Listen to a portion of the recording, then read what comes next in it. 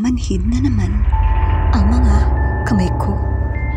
Parang mga bulating naggagalawan ang mga ugat sa aking kamay. Nang pagiging dahilan ng pagkamanhid nito, papasok ako sa isang kwartong napakagulo. Nagkalat ang mga libro, test paper, lapis, ballpen, bag, damit at uniforme, baso, bote ng gamot. Magulo ang single bed. Nakalaylay ang bedsheet. Ang dalawang unan bagsak sa sahig. Bukas ang cabinet. Halo-halo ang damit sa loob. Parang nagrambol. Nakadapa ang electric pan. Iikot ko ang aking mata sa kabuuan ng kwarto. Pero sa sahig lang nakatuon. Akala ko mata ko ang umiikot. Pero ang buong kwarto ang umiikot sa akin. Unti-unti na ring kumakalat ang mga bulating naggagalawan sa aking katawan. Mula sa kamay, kumakalat na ito sa aking buong katawan. Namamanhid na ang buong katawan ko sa pag-ikot ng kwarto. Nakakakita ako ng paang nakalutang. Nakalutang siya dahil nakasabit ang ulo niya mula sa kisame. Isang lalaking nagpikti. Dilat ang mga mata nakatitig sa akin. Lalong namanhid ang aking buong katawan. Hinahabol ko ang aking hininga. Panaginip lang to. Binabangungot na naman ako. Nasa kwarto lang namin ako. Katabi ko si Francis. Gusto ko siyang kalabitin. Gisingin mo na ako, mahal. Pero hindi ko maigalaw ang namamanhid kong kamay. Ang buo kong katawan. Mahal, gising ka. Gumising ka na. Pero walang lumalabas sa bibig ko. Sisimulan ko ng magdasal ng Our Father. Matatapos na ang Our Father pero hindi pa rin nagigising si Mahal. Hail Mary naman. Malapit na akong maubusan ng hininga. Titig na titig pa rin sa akin ang lalaking dilat ang mata. Mahal, mahal, gising, gumising ka. Umuungol ka na naman. Mahal, mahal. Kaagad napabalikwas ang pawis na si Dayan. Sa yugyug ni Francis, halos habulin niya ang kanyang hininga na parang sumali siya sa takbuhan. Ikukuha kita ng tubig, sabi ni Francis. Hindi ito unang pagkakataon na napanaginipan ni Dayan ang senaryong iyon. Thank you, mahal. Sabay yakap kay Francis. Akala ko ay hindi na ako magigising. Pangatlong beses ko nang mapanaginipan ang insidente yun. Stress lang yan kung ano-anong iniisip mo bago matulog. Tulog na tayo ulit. Yaya ni Francis kay Dayan. Kinaumagahan, parang walang nangyari. Day off ni Dayan, kaya naisipan niya maglaba ng bedsheet, kumot at punda. Pagkuha niya ng kumot, noon niya napansin ang maliit na borda ng letrang R sa isang gilid ng kumot. Pamilyar ang disenyong ito. Nakita ko na to Pabulong ni Dayan sa sarili. 1 year nang magkasintahan si Dayan at Francis. Sa di inaasahang pagkakataon, nagbuntis si Dayan. Kaya ipinagpasya nilang magsama kahit hindi pa handang bumuo ng pamilya. Sa kasamaang palad, nakunan si Dayan noong 3 buwan pa lamang ang kanyang dinadala.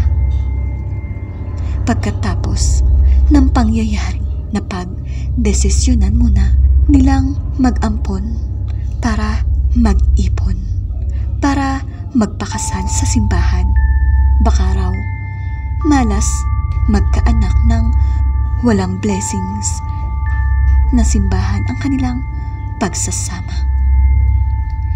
Minimum lamang ang kinikita ni Dayan bilang sales lady sa isang malaking mall, at ganon din si Francis na waiter sa isang restaurant.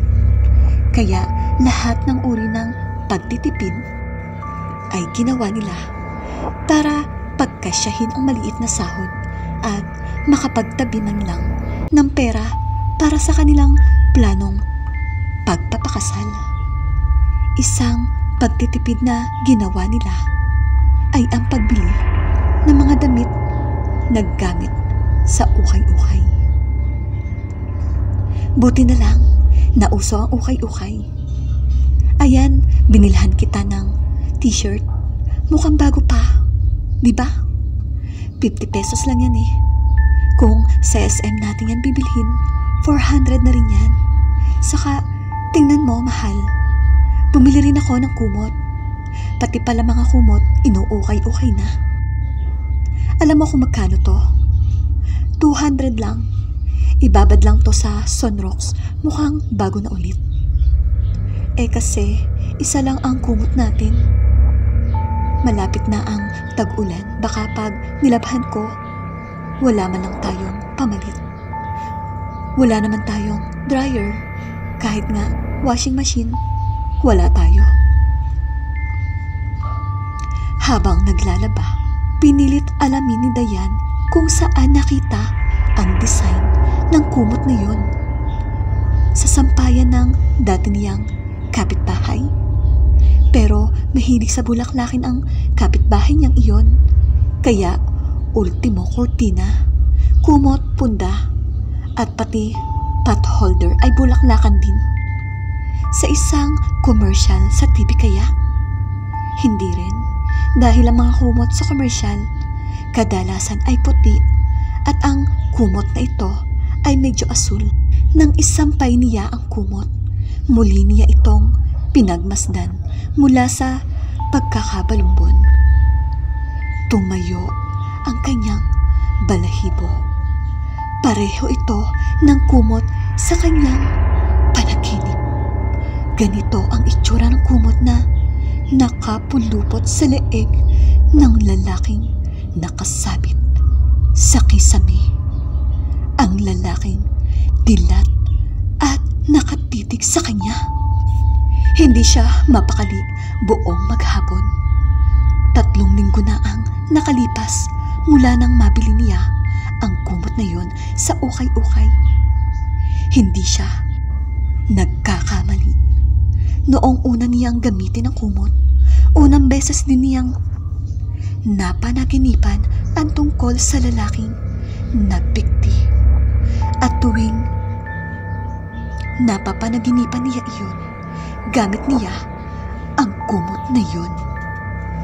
Naisip niyang katulad kaya ito sa mga palabas sa TV na ang mga panaginip ang susi, ang sagot sa katarungan. Baka may gustong ipahiwatig ang kumot sa kanya. Pero bakit siya lang ang nananaginip? Bakit si Francis ay hindi? Bigla niyang naisip na hindi nga pala mahilig magkumot si Francis. Malamig man o mainit, hindi katulad niyang ginawin. Mataas ang sikat ng araw, kaya natuyo na rin ang kumot maghapon. Naisip niyang gamitin ang kumot. Baka madiscover niya ang misteryo ng lalaking nagpikti sa pamamagitan ng kanyang panaginip. 10:00 na ng gabi, pero wala pa rin si Francis. Napadaan ito sa birthday ng kaibigan. Nakatulog na si Dayan sa paghihintay. Habang lumalalim ang kanyang tulog, unti-unti na namang namamanhid ang kanyang kamay. Gumagapang na parang bulate ang kanyang ugat sa kamay hanggang sa buong katawan. Magulong kwarto, nagkalat na gamit, magulong kama, paang nakalutang, lalaking nakabitin mula sa kisame. Matang dilat na nakatitig sa kanya. Paghingi niya ng tulong, pagdarasal, pagtawag sa kanyang mahal, nang bigla niyang naalala na hindi pa ito umuuwi. 12:00 na ng gabi. Nangingitim na nang madatnan ni Francis si Dayan. Nakapulupot ang kumot sa leeg nito.